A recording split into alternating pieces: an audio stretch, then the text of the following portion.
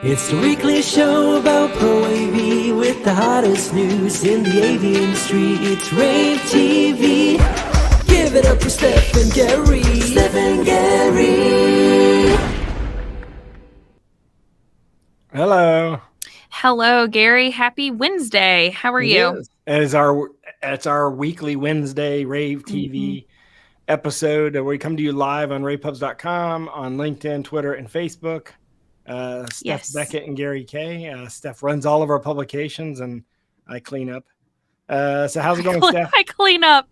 It's going well. Do you know that a lot of my friends, like after last week's episode, where we ate hot wings, like a lot of my friends watched it, and I don't know that they watch a lot of rAVe TV on the regular, but they did tune in for that episode, and they were impressed with how well we handled it. Yeah.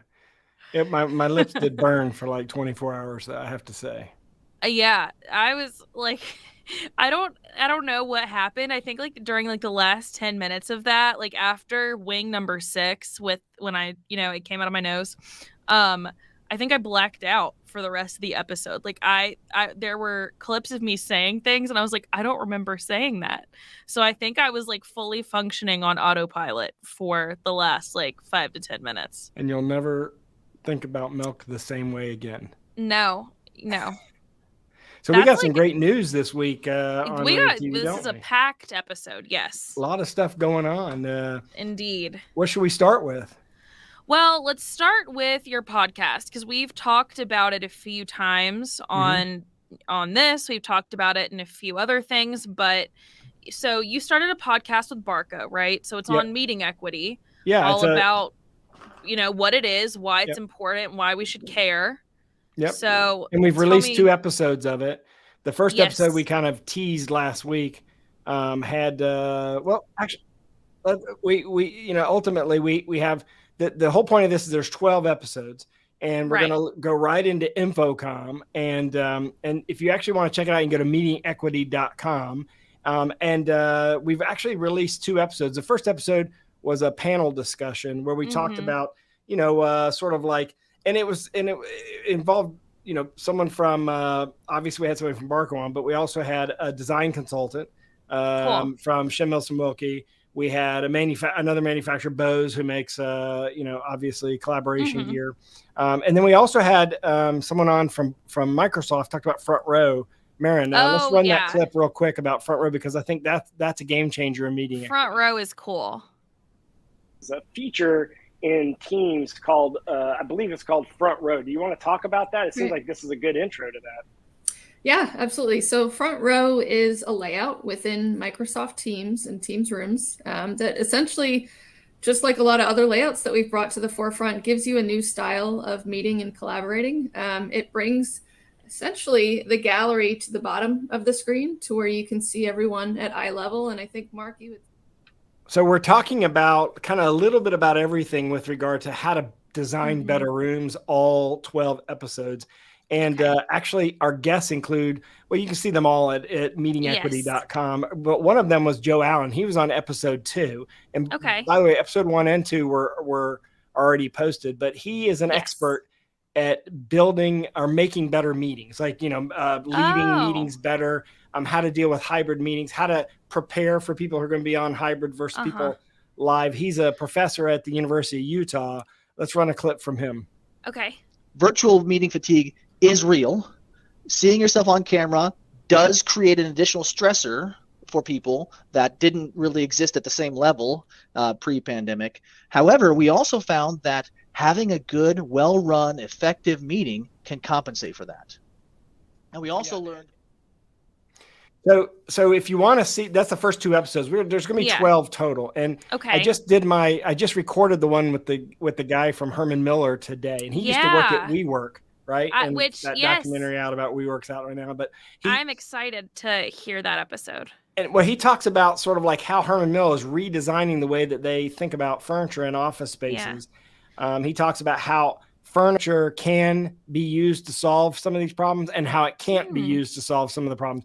He even goes as far as to say that we're having too many meetings. So we need to find a way to get away from video and do fewer meetings, which is interesting. But he talks about how you can design better spaces. And one key thing here is integrators, they can expand their repertoire quite a bit. I mean, our companies in our industry should be dealers for furniture companies, for chair companies, for acoustic treatment of rooms, blinds. I mean, in fact, the largest blind manufacturer, electronic blind manufacturer in the world, is one of our sponsors, actually, of rAVe TV, is in our industry, Legrand. Yes. So this series is awesome. I've really enjoyed doing it. Sponsored by Barco and the ClickShare team.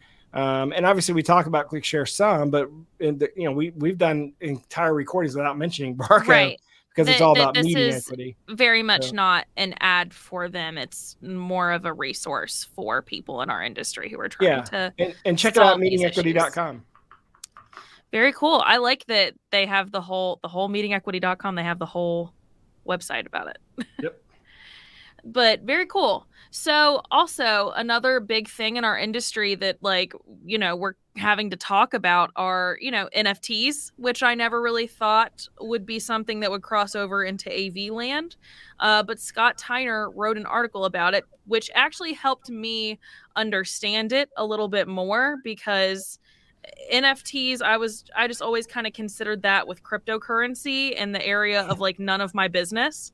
I don't know what this is, and that's none of my business, but it's now becoming my business. So I'm trying to understand them a little bit more. Well, if you want to understand how they're affecting AV, I mean, he's got a great column. Yes, it's a great article that kind of explains what they are and why they should matter to us, particularly in the digital signage realm.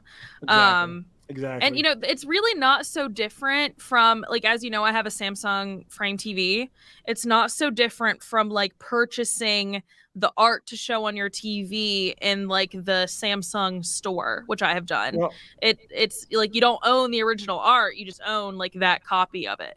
Right. And there's going to be a lot of companies that are going to want originals for their own offices and to be able to, bragging rights, but also they created the content.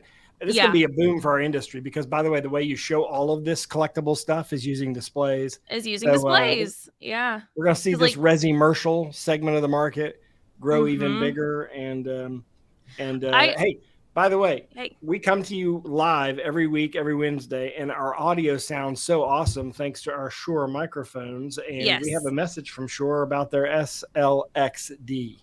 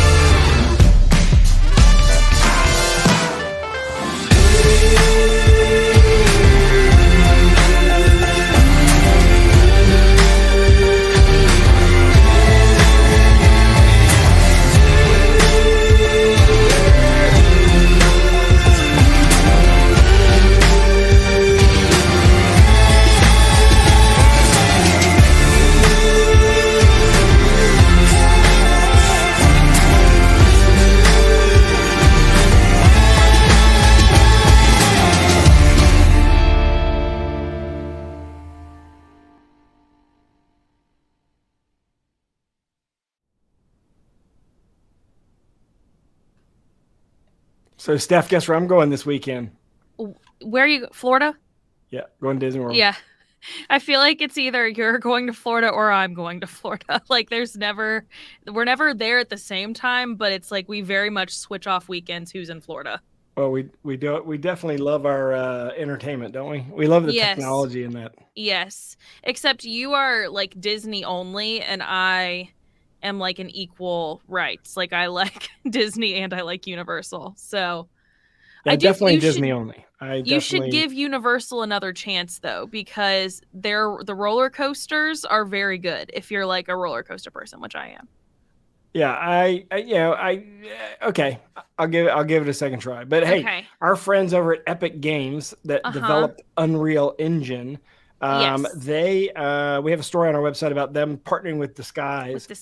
Because they've integrated Disguise's features into Unreal Engine, which is the crossover from let's take a look at what they did at Disney. Right now, let's take a look at what they did at Disney. Okay, and show me what they did at Disney. You know, the Rise of Resistance ride at Disney uses Unreal Engine to drive all that content that you're seeing. The Millennium Falcon ride at Disney drives all that content. Such a good ride. Oh, I want to ride it again.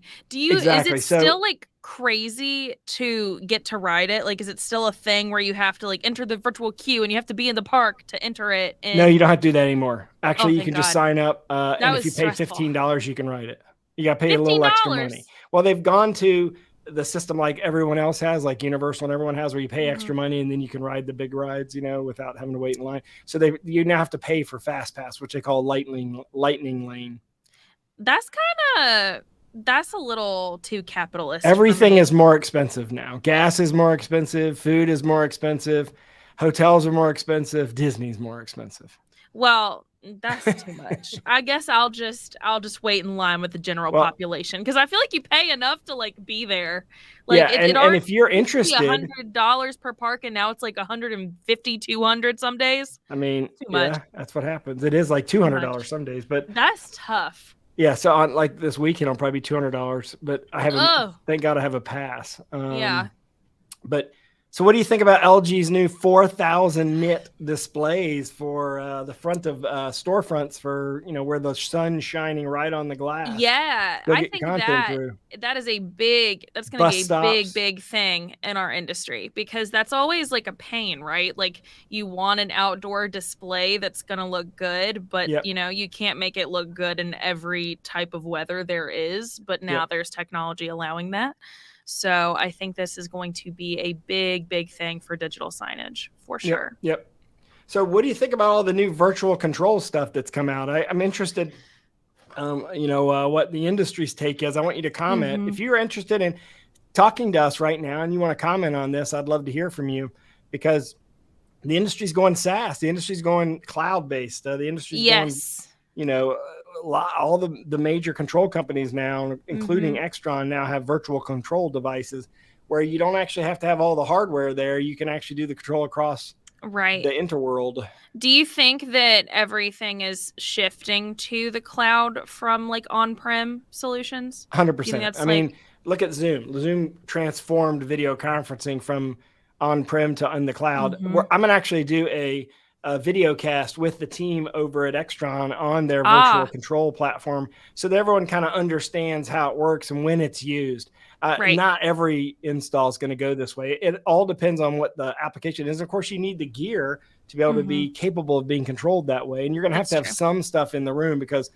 we're putting consumer products in our rooms, right? Yeah. We're putting Alexa, we're putting DVD players, we're putting cameras in that maybe are not completely controllable across the network. We're going to still have devices in the room, but we're going to see decentralization of all that stuff. And we have a great article right now about the VCA 1000 virtual control appliance from Extron that you can read at ravepubs.com. And it does, you know, it's a great little box that has a lot of capability, especially for meeting room applications, to control all the devices that are going in a meeting room nowadays. And it's VCA 100, I think. So VCA 100. Yep.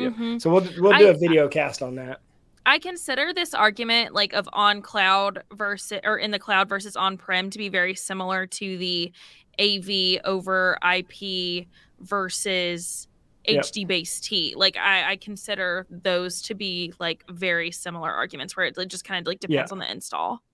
I mean, you're right, because the AV over IP is not going to take over the whole market. It's going to be 10 years before that happens. But so I love the Legrand the TalkTex. Yes. With Tad and Tam. Let's check. So we are going to show you guys another clip of that. That's one of our sponsors. Let's support them. Again, just reviewing what's going to happen. We're going to go down the line. We're going to show you a picture of a mount. You will have 3 seconds to guess the mount, win a bunch of points, a bunch of pride.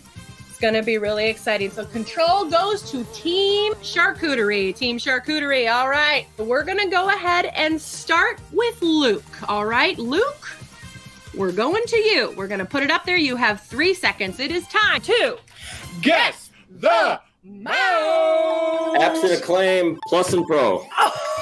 Oh, Didn't even need the full 3 seconds. I didn't even get to start counting. I know. Whoa. That is absolutely correct. Well, All that's right. 10,000 points. Right there. For a bonus 657 points, Luke, how did you know it was the absinthe? The teardrop slot is like a 0.5 millimeter wider than the Samsung. Everybody knows that. Everybody does know that. Especially you. Whoa, look, that's amazing. And you all might have noticed that the bonus points are so low, they can't actually affect the final score. But that's part of the fun. Yeah, part of the fun of the game. I want to play. I would be bad at it. I'm not an integrator. Like everyone, everyone may know that the teardrop slot is 0.5 millimeter bigger or whatever. I don't know that. I wouldn't have known that, but I would do pretty well on that stuff, but not as well as people that do it full time. That's for sure. Show me like a display and I can like without the brand on it. And I could probably do better on that. Speaking of displays, Yes. So good segue. Thank you. Panasonic's got their Panasonic- new 1-chip DLP projectors out, and of course, Panasonic that's what Disney uses everywhere. By the way, everywhere if you go to on Disney, they the use all Panasonic. Mickey and Minnie's Runaway Railroad ride in Hollywood Studios. Yep. Yes. Okay. Yep, it's like 70 projectors on that ride. Yes. All roads lead to Disney. You know. Yeah, but they've got a new 1-chip DLP projector, the PT FRQ60. It's again 1-chip. If you like DLP, Panasonic's driving that right now, and if you like LCD, you got Epson and Sony out there. So it's and of course you've got NEC with both. You have Christie with both, and you have Barca with both. So yeah. Very cool. I mean, it's the pictures are just going to keep getting better and more clear on projection. So definitely. So I want to talk about this Prime View display that was just introduced.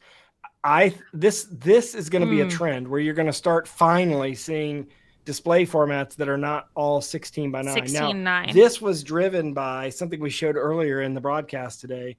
Microsoft Teams new front row feature. Yes, because that's 21:9 too, right? Right. They require you to have at least 21:9 aspect ratio. If we can go back to that real quick, I would appreciate it, and show that image. So that wider format, shorter display. The reason why that's going to be critical is if I go wider, I can go shorter, but I can still have a lot of real estate to put my content up.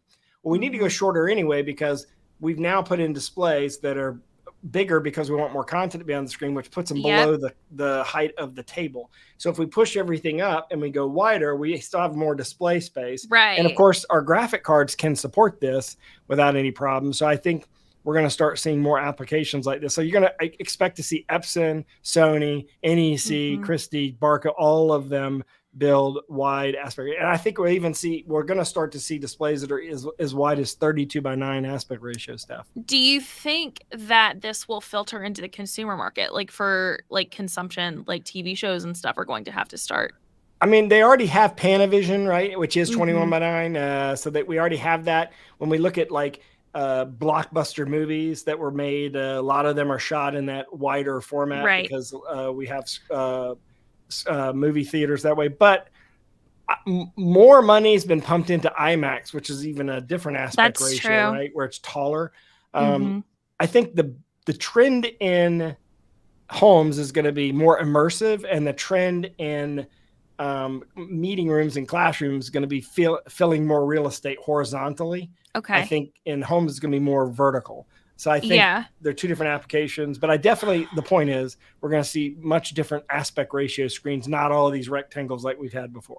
I think it's going to be very difficult though, because when you change the screen size like that, that's going to change like calculations that integrators have to do to get the furthest viewer, closest viewer, right? Right. Like, and also Avixa hasn't addressed this with the CTS.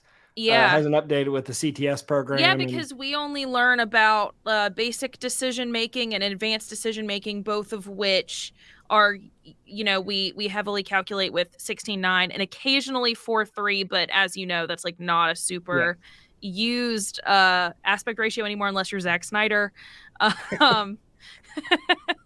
So like, we do it for the bit and because we have to know about it, but we don't really use anything really other than 16:9. But you can plug those numbers in. I just think it's going to be interesting for people getting their CTS and having to like mentally prepare to have to calculate this, because that's going to change how a room is, because it's going to change where you're able to put chairs. It's going to change where you're able to put speakers. It's going to change where you're able to put. Well, there's another factor too. Mm-hmm. And that is higher density pixels, which we talked about before. It means we can push people closer to the screen. This also allows you to push people closer to the screen and gives you a wider room, right? We're not all crowded around a center mounted display. Now we're distributing the display out farther. I think this is big. I think this is awesome for our industry. And by the way, if you're in the projector market right now, you're going to do really well. We're going to sell more projectors than we have ever in 2022 and 2023. Why do you say that? Because it's so much more affordable to get different aspect ratios with a projector than it is a flat panel display. We're still a couple of years away from getting flat panel display companies to have these different aspect ratios. LED is the other way to go, which is very expensive comparatively. So projection per square inch per square foot is the cheapest way to do it. Cheaper. And in fact, if you look at the Microsoft front row specification, it literally assumes you're going to put a projector in most of the time. Oh, interesting. Or multiple projectors. Yeah. Rather than integrated display. I mean, I guess this Prime View display is LED and is direct view, but ultimately it's very expensive. When you think about replacing parts too, it's easier to replace a piece inside a projector than it is a piece inside a display. So in terms of longevity as well, I agree that projectors are probably the safer option. Yep. So tell me about your my case study of the week. So Rankus Hines installed these loudspeakers in a DC hotel, and I personally really like installs in hotels because especially like nice hotels that are made to look a certain way or have a certain vibe. And I thought that this loudspeaker placement was very interesting and kind of like, creative, because it's placed in between these slats. And I really, that I am like a mild audiophile, and I believe in beautiful installs. Audio should be seen, like heard, but not seen. Like, I don't want to see giant speakers everywhere. Like, I am bothered in my own home that my two like speakers are visible. Like, I wish that I could just for me, I like that. That's a textile aesthetic for me, but for I don't want to. I wish I didn't see them. And I have a sub too, because I like to if I'm like watching a movie, I want to feel very immersed in it. So I have like a sub. I have my two speakers. But I wish that I like didn't see them. I wish there was some way I could like hide them somewhere. So I think that looks very good and very clean, and it doesn't like take away from the style of the hotel, which is important to me. I get so like this is how I know I am a member of the AV industry now, like a true member, because I will go somewhere in public and I'm like, oh my god, those speakers look horrible. Like, why are they like that? Like, I think I was at the salon, like getting my hair done, and like, they're washing your hair, and I look up and I'm like, oh my god, these speakers look like they were installed in 2003. Like the way that they are hung from the ceiling, I was like, that looks like that's gonna break. I was like, oh my god, am I an integrator? I guess maybe I am in the right industry. Like, oh, I guess I do belong here. But yeah, so that's how you know when you start like picking out these things in real life and you're like, oh, that looks bad. That's AV install nightmares, the Facebook group. Like, oh no. Well, great case study. The aesthetic is beautiful. It's nice that our brands are starting to build stuff that looks nicer rather than just for the function. They're designing it for aesthetic as well. That's more important because in a lot of ways AV is art, so definitely. Why shouldn't AV be artfully designed just like architecture or anything else? Agreed. I mean, our industry has changed. I mean, back in the day it was just like, what do we got to do to make this work? Yeah, put in your giant black boxes and with the cords everywhere and don't ask no questions, and now that just doesn't fly. That's right. So I love doing this with you. This was our first episode of year 2. Mm-hmm. Welcome to year 2 of rAVe TV. If you want to watch any of our episodes of rAVe TV, just go to ravepubs.com, click on the TV rAVe TV link. All of them are right there. You can go to YouTube, obviously, and watch them all in the playlist there. But Steph, I'm excited about year 2. Me too. I think that we've got a lot of great stuff in store, and I am excited to show everyone. Well, thanks for watching us. We're here every Wednesday at noon live, including at trade shows. So we're going to be live as well, coming to you from ISE, which we'll talk about a little bit later, and at InfoComm. I keep forgetting we're going to be in Barcelona in like less than a month. Yeah, in like 3 weeks. Yeah, in like 3 weeks. We're going to Barcelona. I'm going to have my Cheetah Girls 2 moment. Yep. You don't know what that means, and that's okay. All right. Bye, everybody. We'll see you next Wednesday. It's the weekly show about Pro AV with the hottest news in the AV industry. It's rAVe TV. Give it up for Steph and Gary. Steph and Gary.